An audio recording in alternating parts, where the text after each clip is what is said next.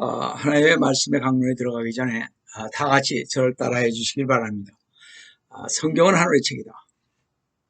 그래서 성경을 가까이 하면 세상이 멀어지고 성경을 멀리하면 세상이 가까워진다.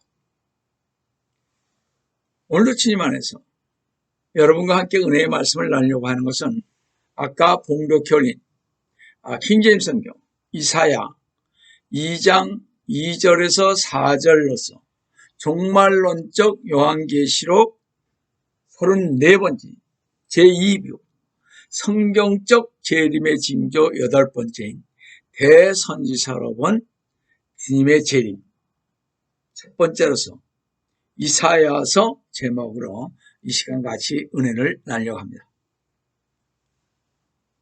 다윗과 솔로몬은 하나님께서 축복하신 왕들로서 마음에 합한 다윗에게는 하나님께서 영원한 보좌를 약속하시고 그 이후로는 어떠한 왕도 다윗의 자손이 아니고서는 그 보좌에 대한 정통성을 갖지 못하게 하였습니다.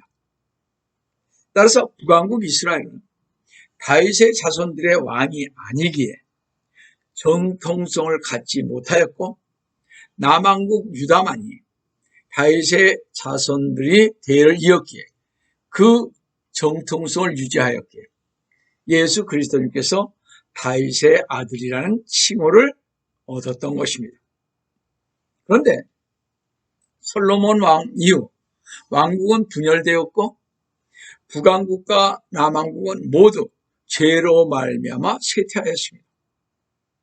그래도 남왕국에는 아사 왕이나 여사밧 왕, 히스기야 왕, 요시야 왕 등 선한 왕들이 종종 있었지만 북왕국은 악한 왕들로 일관했고 왕위도 모반으로 쟁취되어 한 왕의 가문이 4대를 넘지 못할 정도였습니다.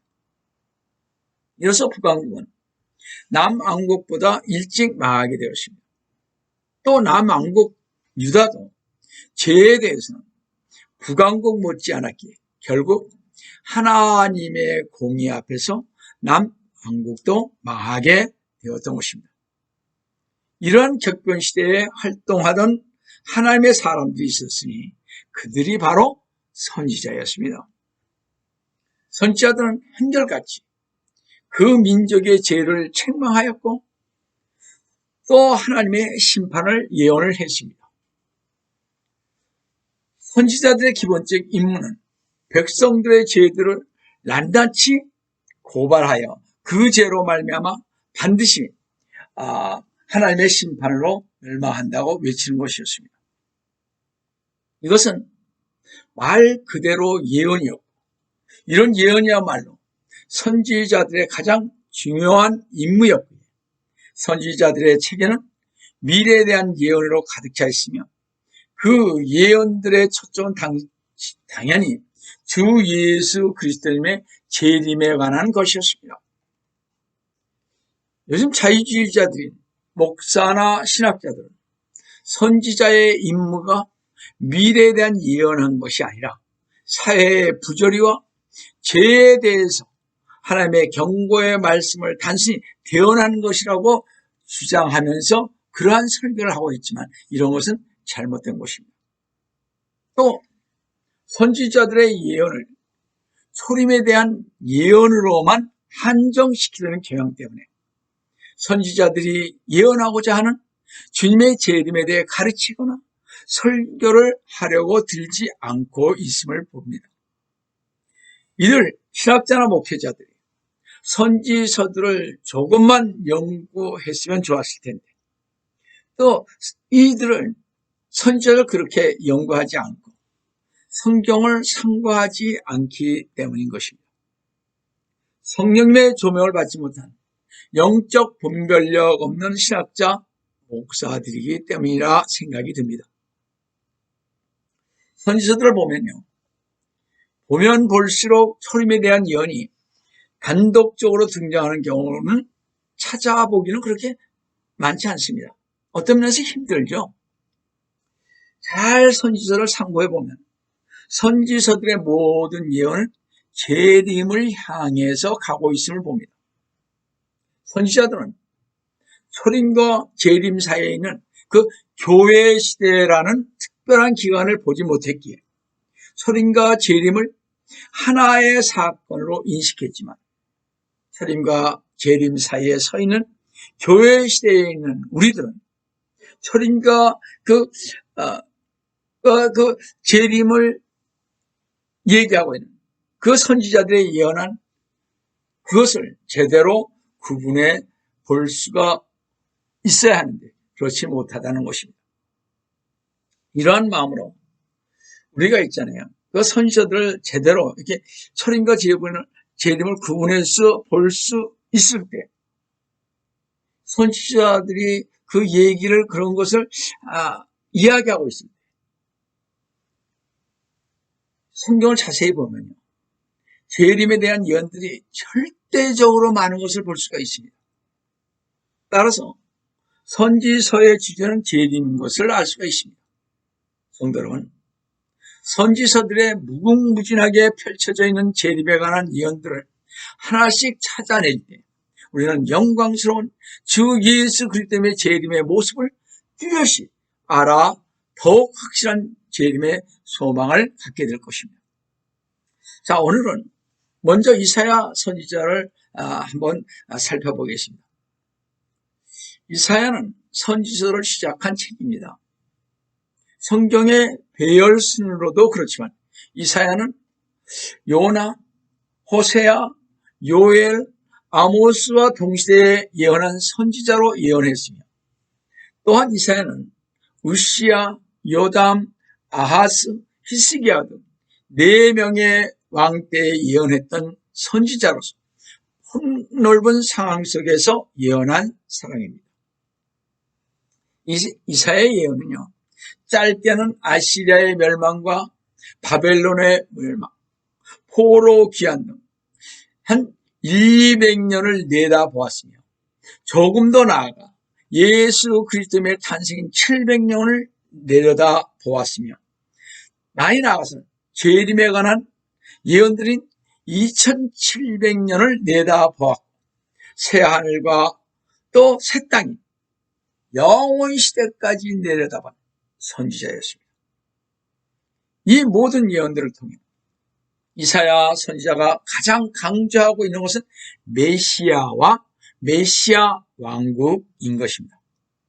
초림 때 주 예수 그리스도님께서 탄생하신 것에 대한 예언도 단순히 초림에 대한 예언도 초림에 대한 예언으로 그치지 않고 주님의 왕국과 연결시킨 것을 자세히 보면 알 수가 있습니다. 그리고 그 왕국의 풍성함이 영원 세계까지 뻗어나간다는 것이 그 예언의 주체적인 전체적인 주제인 것을 알 수가 있습니다. 그리고 그 왕국의 임함에 있어서 죄인들 혹은 죄악된 민족이 심판받아야 한다는 것입니다. 성도 여러분, 이제 우리는 이사야의 주제를 하나씩 살펴볼까 합니다. 시간이 많으면 좋겠지만 1시간 동안에 얼마나 하겠습니까? 30분 동안에. 여하튼 첫 번째로 주 예수 그리스도에 대한 예언입니다. 이사야 7장 14절은 예수 그리스도님의 동정녀 탄생에 대해 가장 분명하게 말하고 있습니다. 그러므로 주께서 친히 한 표적을 너희에게 보이리라. 보라, 한 처녀가 임신하여 한 아들을 낳으리니 그의 이름을 임마누엘이라 하리라. 이 구절은 마태복음 1장 23절에서 성취되었죠. 예수님이 동정녀 마리아가 탄생하지 않았습니까? 또 주 예수 그리스도의 탄생에 대한 예언은 이사야 9장 6절에서 제시되는데 이는 우리에게 한 아이가 태어났고 우리에게 한 아들이 주어졌으니 정부가 그의 어깨 위에 있을 것이요. 이 예언은요, 단순한 탄생이 아니요, 이 예언은 정부가 그의 어깨 위에 있을 것이라는 말로 이어지고 있기 때문에 그렇습니다. 이 정부라는 말은 통치권을 갖는다는 말씀인데 이사야 9장 7절을 보시면 그의 정부와 화평의 증거함이 다윗의 보좌와 그의 왕국 위에 바르게 세워지고 라고 말씀하고 있습니다. 처녀의 몸에서 탄생하신 그분은 바로 신정통치 왕국을 세우시는 메시아라는 것입니다. 이사야 선지자는 예수 그리스도님께서 성령으로 기름 부음 받으시는 그리스도님이심을 이사야 61장 1절에서 이렇게 제시하고 있습니다. 주 하나님의 영이 내게 임하셨으니 이런 주께서 내게 기름을 부으셨으며, 또 주 예수 그리스도의 지상 사역에서는 종으로 묘사를 했습니다. 이사야 42장 1절을 보시면 내가 더럽히는 나의 종을 보라. 예수 그리스도님을 하나님의 사역을 하는 종으로 묘사했을 뿐만 아니라 예수 그리스도님의 고난과 죽음을 이렇게 예언을 했습니다. 이사야 53장인 메시아장이라고 하는 5절 보시면 그는 예수 그리스도님은요, 우리의 허물로 인하여 상처를 입었고 그는 우리의 죄악으로 인하여 상하였도다. 우리의 화평을 위한 징계가 그에게 내려졌고 그가 맞은 채찍으로 우리가 치유되었도다. 메시아가 고난받는 것을 예언했습니다. 선지서에서 이보다 더 주님의 고난을 자세히 예언한 부분은 없을 것입니다. 이사야 선지자는 구약 선지자들 중에서 메시아와 주님의 왕국의 영광에 대해서 가장 자세하고 확실하게 예언한 선지자입니다. 그야말로 이사야 선지자는 메시아의 모든 것을 말했다고 볼 수가 있을 것입니다. 두 번째로 대환란, 이스라엘 회복을 위한 이방 왕국들의 심판을 우리 이사야서에서 다시 한번 보겠습니다. 거의 모든 선지자들의 예언 방식은요, 읽어보면 배교가 있고 다음 하나님의 심판이 있고 또 하나님의 심판을 통하여 회개가 일어나고 회개를 통하여 영적 회복이 있은 다음 물리적인 회복이 있는데, 이사야 선지자는 배교 후에 곧바로 회복, 다시 심판, 또 회복, 대환란과 왕국에 대한 예언들로 수시로 이렇게 반복되어 쓰여 있습니다. 이렇게 대환란과 천년왕국이 순서 없이 반복하여 나열되기에 이사야서를 처음 읽은 사람들은 문맥이 자꾸 바꾸기 때문에 혼동을 하기도 합니다. 이스라엘의 회복을 위한 정화 작업이 필요한데 그것은 바로 대환란과 심판입니다. 이때 이스라엘을 향한 대환란, 이사야 1장 25절과 이스라엘 대적한 이방인들의 심판인 이사야 2장 4절로 나눠지는데, 이스라엘을 향한 대환란은 이스라엘의 죄를 책망함과 동시에 그들의 마음속에 예수 그리스도님을 심어 주 예수 그리스도의 통치를 받을 수 있도록 하기 위함이요, 이방인들을 향한 심판, 주 예수 그리스도님께서 온 세상을 의로 치리하시기 위함입니다. 이스라엘을 향한 하나님의 진로도 더없이 맹렬하지만 이방인들을 향한 하나님의 진로는 정말 엄청나게 맹렬한 것을 우리는 볼 수 있습니다. 이 진로가 얼마나 맹렬한지 여러분 아십니까? 이 진로가 포도즙 틀을 밟는 것과 같다고 이사야 63장 2, 3절에서 이렇게 말씀을 하고 있습니다. 어찌하여 네 의복이 붉으며 내 옷이 포도즙 틀을 밟는 자 같은가? 3절에 나는 홀로 포도즙 틀을 밟았고 백성 중에 나와 함께한 자가 아무도 없었도다. 나의 분함으로 그들을 밟고 나의 진로함 속에서 그들을 짓밟으리니 그러면 그들의 피가 내 옷에 튀어서 내가 내 의복을 모두 얼룩지게 할 것이라. 정말 진로가 대단하죠. 주님의 그 진로 말이죠. 재림 때 주님께서 말발굽으로 이방 군대를 질밟으실 때 그들의 피가 주님의 옷에 칠 것이라고 이사야 선지자는 예언을 했습니다. 그런데 요한계시록 14장 24절에서는 이 사건을 말곱비까지 피가 찰 것이라고 말씀을 하고 있습니다. 그 포도즙들이 도성 밖에서 짓밟히니 그들에서 피가 흘러나와 말곱비까지 닿았고 1600스타디오까지 퍼지더라. 이 말씀은 요한계시록 종말론을 할 때 그때 말씀드리겠습니다. 자, 이방인의 심판은 곧바로 이스라엘 회복과 연결이 됩니다. 이스라엘의 회복을 위해서는 이방인의 심판이 필수적이기 때문입니다. 선지자들은 주로 이스라엘과 유다의 죄를 책망하는 것이 보통이지만 이방인들을 책망할 때는 기본적으로 이스라엘의 회복을 위한 책망이 됩니다. 그래서 이사야 선지자는 유다에 대한 죄에 책망한 것이 아니라 팔레스타인 주변의 이방 국가들에 대해서 책망한 것을 우리가 이사야 13장에서 23장까지 열거한 것을 볼 수가 있습니다. 이사야 선지자는 먼저 13장, 14장에서 바벨론의 멸망, 15장, 16장에서는 모압을, 17장에서는 다마스커스 즉 시리아를, 18장 19절에서는 에디오피아와 이집트를, 21장에서는 팔레스티아와 에돔과 아라비아를, 23장에서는 드로와 다시를 책망합니다. 이렇게 팔레스타인 주변 왕국들을 책망하는 예언은 아모스 선지자가 예언한 것과 유사한데 아모스도 역시 그 다마스커스와 가자 그리고 두로와 에돔, 암몬과 모압을 책망을 한 것을 아모스 1장 3절에서 2장 3절에 말씀하고 있습니다. 자, 이것을 오늘날과 관련시켜 볼 때요. 이 모든 나라들의 공통점은 이슬람 세력이라는 것입니다. 하나같이 이스라엘을 괴롭게 하는 나라들이라는 것입니다. 이스라엘은 사방의 원수들 사이에 있으며 그들로부터 항상 고난을 당합니다. 성도 여러분, 앞으로는 세상의 모든 나라들이 이스라엘의 원수들이 될 것입니다.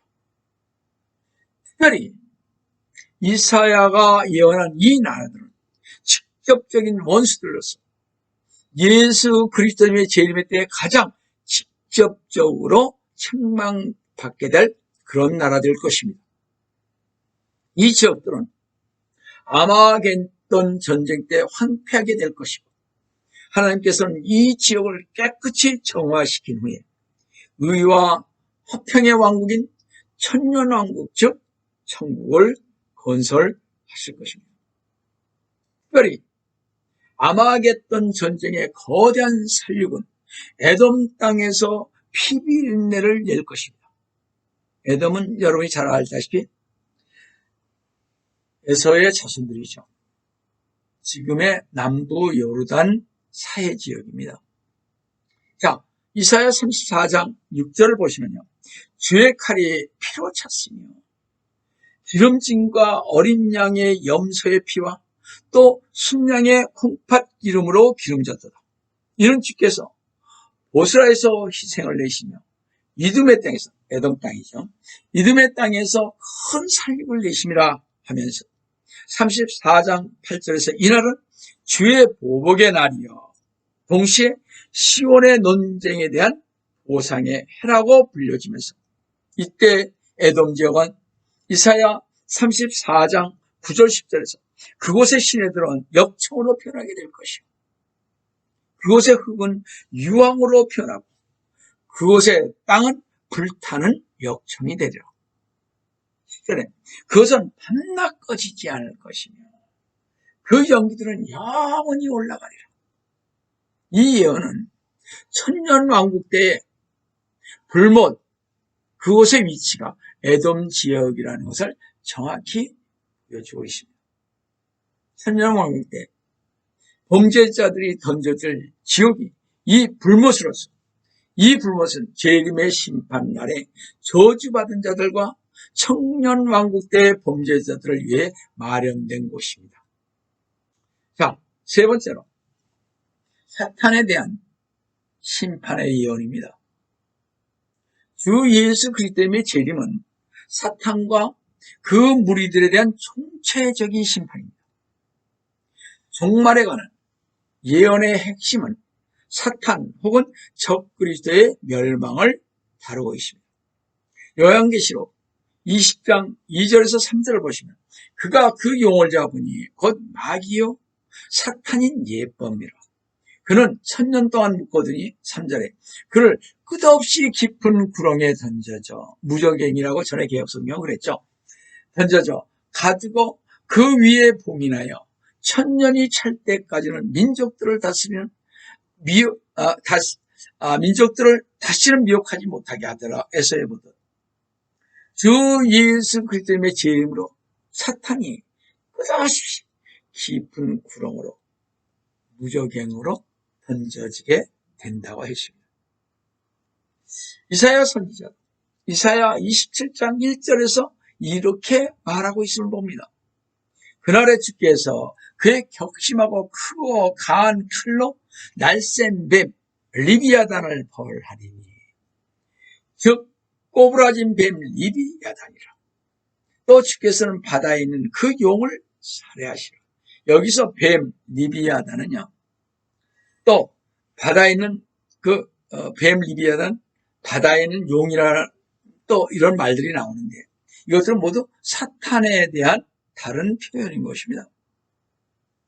이와 비슷한 묘사가 에스겔 29장 3, 4절에서 나오는데 거기에는 파라오에 비하여 인자야 네 얼굴을 이집트 왕 파라오를 대적하여 두고 그와 모든 이집트에 대하여 예언하여 3절에 일러 말하라.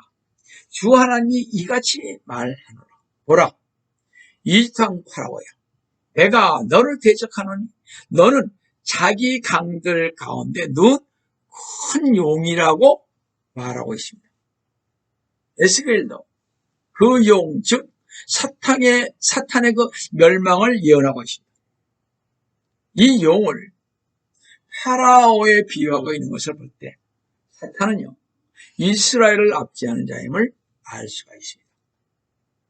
이집트에서도 그랬듯이 사탄의 그 예표가 되었던 바로는요, 하나님의 백성 이스라엘을 압제하다가 홍해에 빠져 죽습니다. 시편 136편 15절에 파라오와, 전에 성경은 바로라 그랬습니다. 바로와 그의 군대를 홍해에 쓸어 넣으실 분께 감사하라 그랬습니다. 파라오가 홍해 바다에서 죽었죠. 대환란 때 이스라엘을 밝게 할 것이지만 주 예수 그리스도님께서 재림하심으로 사탄을 멸하십니다. 그러나 사탄은 폭력으로 이스라엘을 압제한 것만 한 것이 아니라 먼저 어떻게 해요? 평화의 모습으로 이스라엘에게 다가와 그들과 한 약속을 맺죠. 다니엘서 9장 17절에 보시면 이 모습을 우리가 알 수가 있는데요. 적그리스도의 모습을요. 적그리스도가요, 많은 사람들과 더불어 한 주 동안 언약을 확정하고 이렇게 말하고 있습니다. 자, 그러나 이 언약은 거짓 언약이며 유대인들을 파멸로 몰아넣을 언약인 것입니다.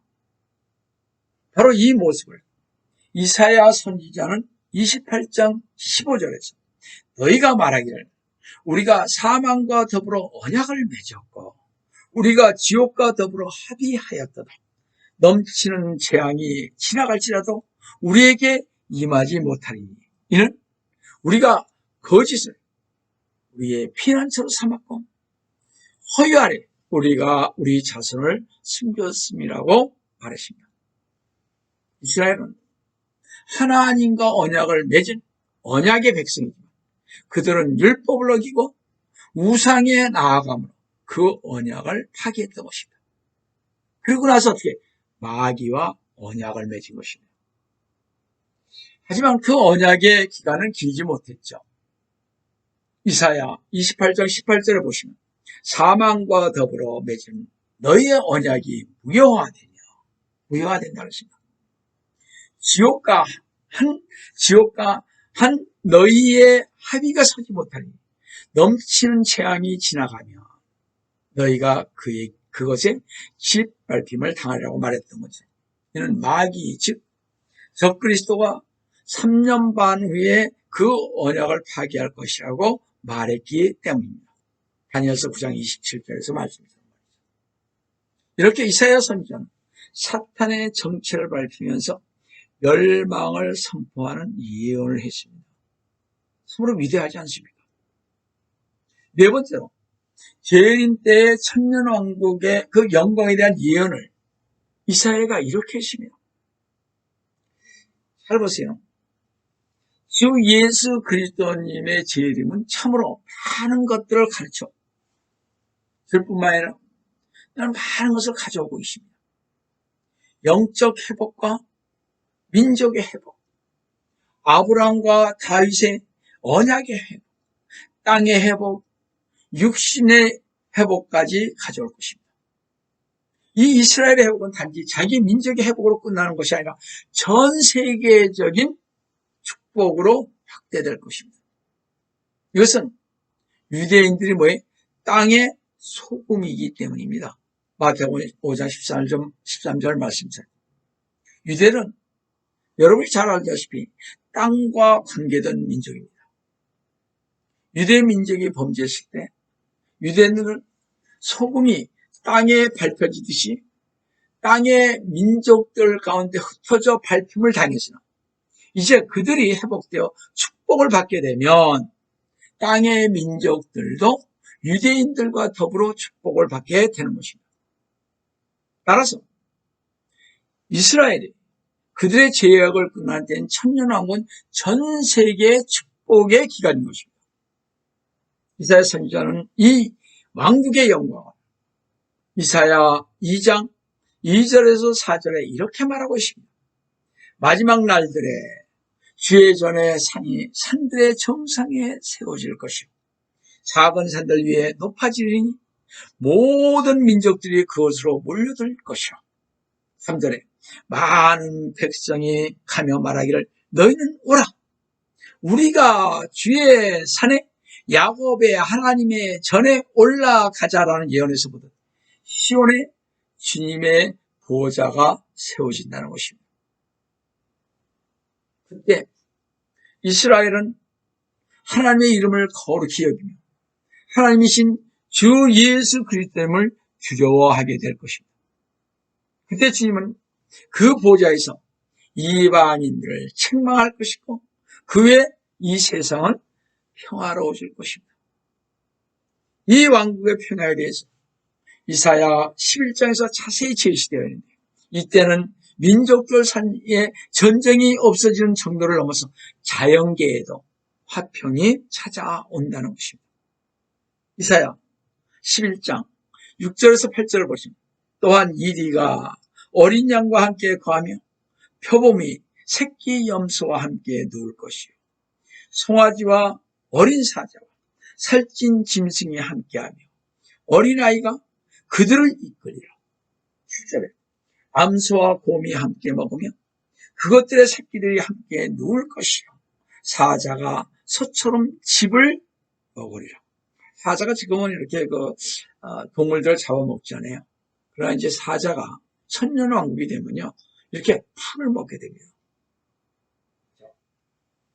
8절에 또 젖 먹는 아이가 독사의 구멍에서 장난하며 젖된 아이가 독사의 굴에 손을 넣으리라. 여러분, 이 예언은요 100% 문자적으로 해석해야만 하는 것입니다. 천년왕국 때에는 자연계의 질서도 변화될 것이고 동물들의 그 소화체계도 변화될 것이고 양육 강식의 원리도 변화될 것입니다. 같은 예언이 이사야 65장 25절에서 한 번 더 반복되는데 이리와 어린 양이 함께 먹을 것이요 사자가 송아지처럼 짚을 먹을 것이며 흙이 뱀의 양식이 되리라 했습니다. 그때는 인간의 수명이 길어져 100세 죽는 자가 아니요 나무의 수명과 같이 될 것이고 심지어 여자들은 출산의 고통도 없어질 것이라고 이사야 65장 23절에 말씀하고 있습니다. 이는 에덴 동산의 회복인 것입니다. 자연계의 회복은 이사야 35장 1절에서 다시 제시됨을 보는데 광야와 메마른 곳이 그들을 기뻐하고 사막이 기뻐하며 장미처럼 피리라. 천년왕국 때는요 실제적으로 사막들이 옥토가 될 것이며 천년왕국 때는 소경이 눈을 뜨며 기모리가 귀가 뚫리라고 이사야 35장 5절에 말씀을 하고 있습니다. 천년왕국 때는요 절름발이가 사슴처럼 뛰고 봉오리의 혀는 노래하게 될 것이라고 이사야 35장 6절에는 말하고 있습니다. 이 세계적인 축복은 이스라엘의 회복을 전제로 하며 이스라엘의 회복은 주 예수 그리스도의 재림과 함께 이루어지게 될 것입니다. 따라서 이사야의 이런 예언은 그리 멀지 않은 날에 메시아이신 주 예수 그리스도의 통치와 영광의 천년왕국 때 주님의 영광은 빛날 것이고 화려해질 것입니다. 천년왕국, 즉 천국에 거하는 백성들은 에덴 동산처럼 완벽하게 회복된 땅에서 온전히 거할 것입니다. 사탄은 결박당해 불과 유황못에 던져질 것이고 이 세상 어디에서는 주 예수 그리스도에 대한 찬양이 울려 퍼질 것입니다. 성도는 여러분 고난 가운데 있습니까? 가정에 어려움이 있습니까? 육신의 어려움이 있습니까? 왕국을 바라는 성도들에게 고난을 한가 살아가는 과정에 불과하기 성도들에게 소망의 끝은 구주와 함께하는 영광이라는 사실과 성도들에게 닥칠 고난은 다가올 영광에 비하면 아무것도 아니라는 것을 생각하시면서 속히 올라가신 주 예수 그리스도님을 신뢰하면서 구주와 함께하는 영광의 찬양을 돌리시고 주 예수 그리스도님의 이름으로 축원합니다. 다 같이 기도하겠습니다. 저희들을 축복하시어 주님의 귀한 자녀가 되게 하신 주님의 은혜를 감사합니다. 오늘도 대선지서를 통하여 주님의 재림을 배우십니다. 주님의 선지자들은 주님의 재림에 대해 말하였건만 저희들 영적 눈이 어두워서 그 안에 담긴 예언들의 초점을 알지 못하고 있습니다. 모든 선지서의 주제가 재림이었는데 저희는 어찌 그리 무지하였는지요. 선지자들의 예언의 전체적인 주제는 정말 주제는 영원 세계였고 주님께서 통치하실 것이고 저희가 말씀을 읽을 때 주님께서 함께 하시며 그래서 저희들 말씀으로 깨닫게 도와주시옵기를 원합니다. 앞으로 다가올 주님의 재림을 성화하며 기다리는 신실한 믿음을 저희들에게 주시옵기를 원합니다. 영광 중에 계신 우리 하나님 아버지, 항상 저희를 붙들어 주시고 말씀과 기도, 금식으로 영광 돌리게 하여 주시옵기를 주 예수 그리스도님의 이름으로 기도합니다.